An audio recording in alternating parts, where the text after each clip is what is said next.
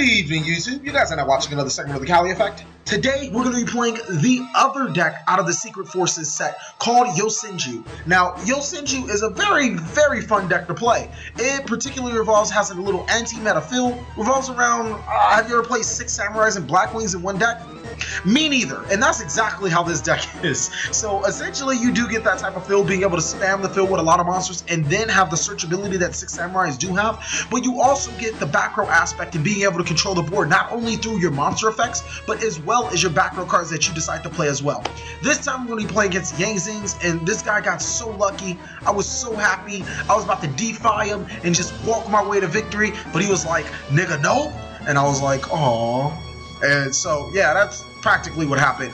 He's going to go on a Boxia, clear my board, and swing for 2,800 damage. I mean, in any given time, if somebody Boxias you and successfully, and then gets over your D-Fissure with the back row, you probably lost, because that back row is probably like some Fiendish Chain, you know, they probably have an Effect Veiler in hand, or just, you know, just something to say, hey, Cali Effect, I don't want you playing Yu-Gi-Oh! But this time around, I actually get a player that I guess didn't think his options through, because so instead of Fiendish Chaining the initial summon, he goes ahead and Fiendish Chains that monster. And I'm like, I kind of understand why you did it. I could give my Yosenjus monster an extra 1,000 boost and run into your Boxia, but then I ain't got time for that. So I'm just going to go ahead and go into Honor Arc and snatch your monster.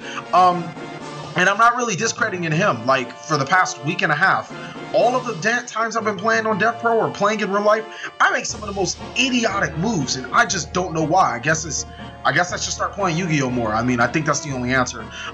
This time around, I really give this man the struggle, because not only did I rip the DeFi, I'm going to go ahead and get the macro. And if you guys know what Macro Cosmos does to Zing players, it says don't play Yu-Gi-Oh! Anymore. So, yeah, I'm going to go ahead and pass my turn, unless he draws some mythical heavy storm, mystical space typhoon, fuck yo bitch.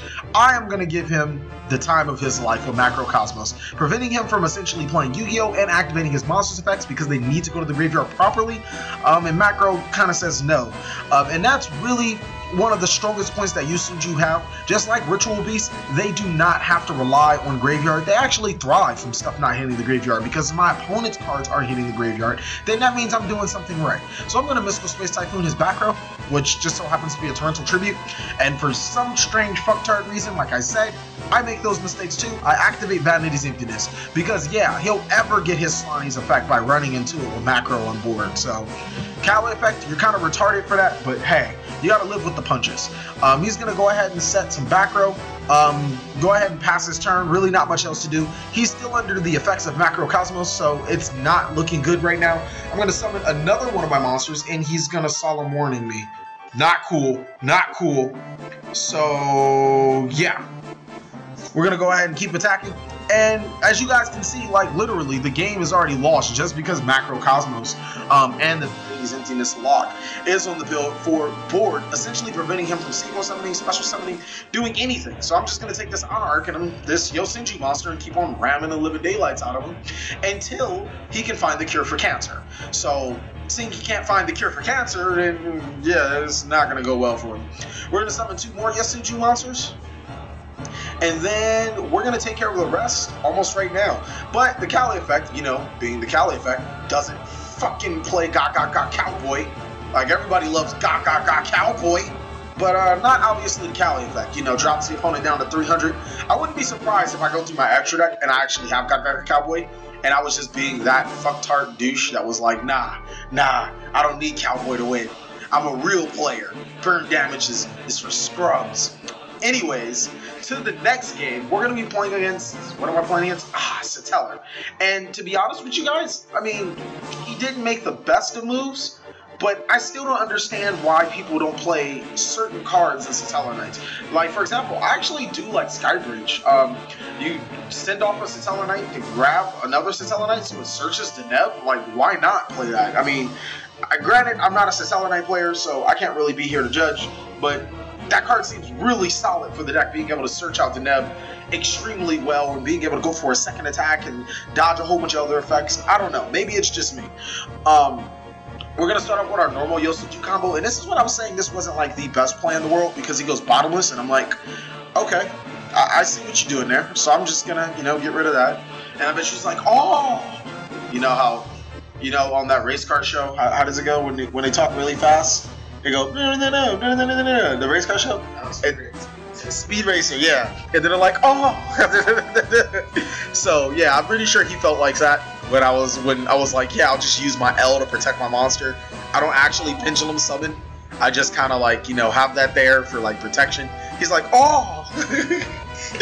So, as opposed to letting my Yosenjus monsters go to the hand, I decide to do the Cali effect, and I go into Rhapsody. Which means, if I went into Rhapsody, why the freak show did I search out that monster? It didn't make sense, but oh well. It's the TheCaliEffectX show, he runs this MF. Alright, so we're going to banish 2 of his Tellerknight monsters, which essentially should help me cripple him, because he's not going to be able to pull off the Deneb Endless combo. And if he were to call it 100, I did have Mystical Space Typhoon. Now I know that he has Altair in the hand, 2 back row, he just drew a card, so 3 back row, and he activates Reckless Greed, so yeah, alright. This is not looking good. On the flip side, if he doesn't have anything right now, he can't really do anything because he Reckless Greed. So I have the next 2 turns to do whatever I want. I'm just going to go ahead and attack into my Rhapsody. And, excuse me.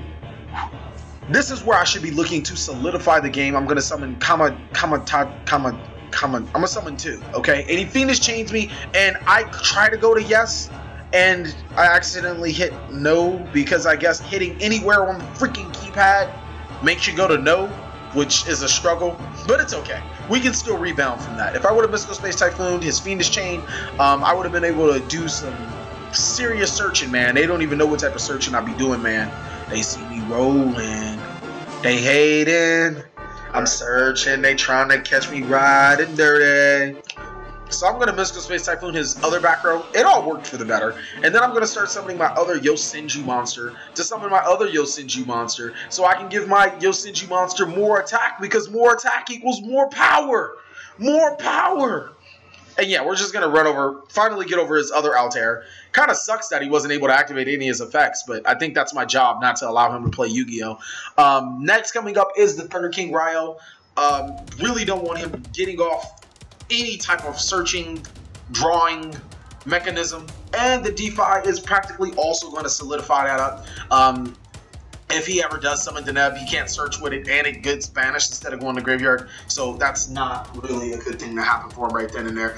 I'm going to go ahead and just finish off this game.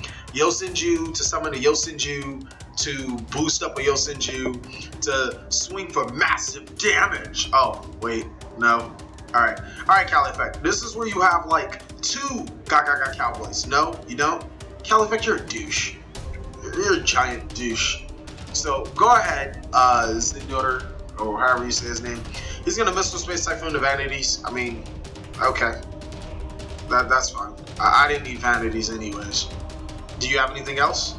I mean, I'm being a sarcastic, snarty, you know, fag right now, because I do have, you can't play Yu-Gi-Oh! On the field. So, on to game 3. And I realized I went first. I don't like going first in Yosenjus. I'm sorry. It's just how it goes. That means I can't summon monsters.